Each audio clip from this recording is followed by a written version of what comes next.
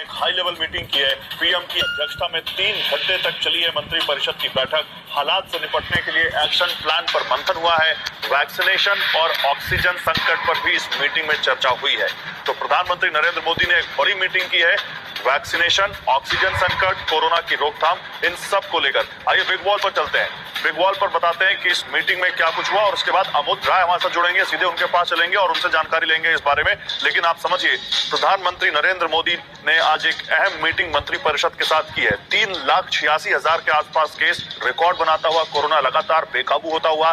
राहत की बात है कि 3 लाख के आसपास लोग रिकवर हुए हैं, लेकिन इस संक्रमण की चेन को तोड़ना बहुत जरूरी है। इसीलिए अब इस मीटिंग के बारे में बताते हैं जहां इस पर डिस्कशन हुआ है। देखिए, प्रधानमंत्री की बैठकों का दौर लगातार जारी है। हम आपको ये बताने जा रहे हैं कि कैसे प्रधानमंत्री लगातार इस पर बैठकें ले रहे हैं। 26 अप्रैल को सोमवार को सीडीएस विपिन रावत से कोरोना की लड़ाई में सेनाओं की भूमिका पर उन्होंने बातचीत की थी। इसके बाद अगले दिन उन्होंने 27 तारीख को मंगलवार को टॉप अफसरों के साथ ऑक्सीजन संकट दूर करने और तेजी से इंफ्रास्ट्रक्चर बढ़ाने पर चर्चा की। उन्होंने 28 अप्रैल को बुधवार को air chief marshal RKS Bhadauria ji के साथ उन्होंने वायुसेना के ऑपरेशन की डिटेल ली।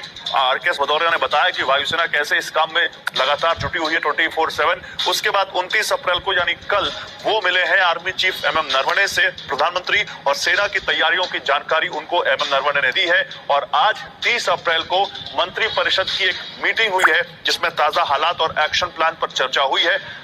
करीब 3 घंटे तक ये मीटिंग चली है। सीधे अमोद राय के पास चलते हैं। तमाम संवाददाता हमारे साथ हैं, लेकिन अमोद राय के पास सीधे चलते हैं। अमोद जी, इस मीटिंग के बारे में अपडेट दीजिए, क्या कुछ हुआ इस मीटिंग में?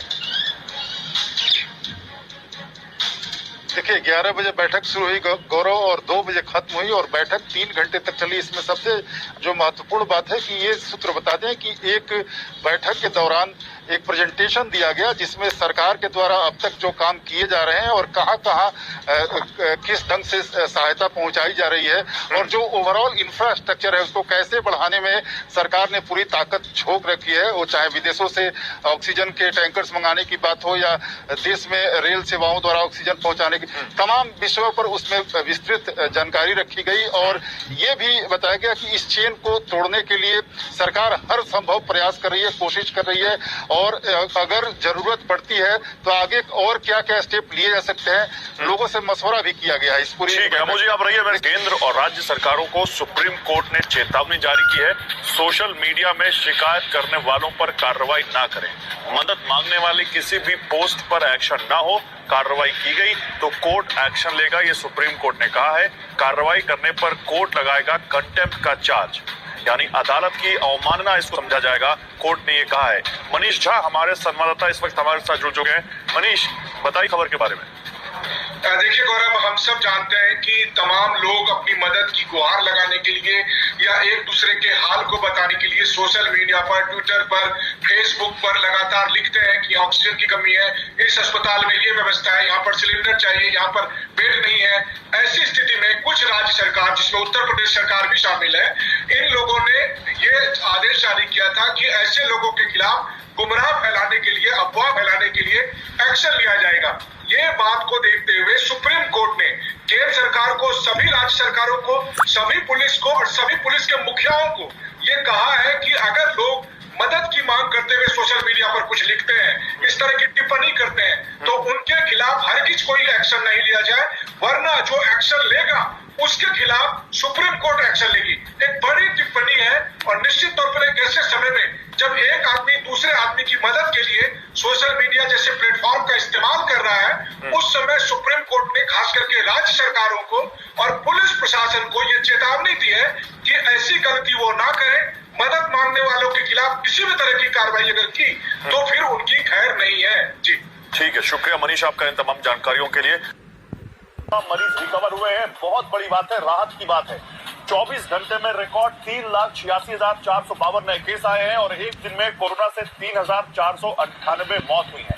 देश में कोरोना के 31,70,000 एक्टिव केस हैं इस वक्त। जल्दी से आपको और जानकारी इस बारे में दें, फिर अपने रिपोर्टर्स के पास जो हमारे सहयोगी हैं उन सब के पास चलेंगे और जो हमारे साथ एक्सपर्ट्स हैं डॉक्टर साहब हैं उनसे भी बात करेंगे। लेकिन 24 घंटे की कोरोना रिपोर्ट आपको जल्दी से बिग वॉल पर दें। देखिए, हम लगातार आपको बताते हैं कि दुनिया भर में इस वक्त जो टॉप 5 कंट्रीज हैं, जो 5 सबसे ज्यादा कोरोना के मामले वाले देश हैं, वहां क्या हाल है। सबसे ऊपर भारत है 3,86,888 केस और नंबर 2 पर ब्राजील है जहां 70,000 केस भी नहीं है, 69,000 के आसपास। लेकिन ब्राजील से कंपेयर इसलिए नहीं कर सकते क्योंकि यहाँ मौत का आंकड़ा कम केस के बावजूद बहुत ज्यादा है।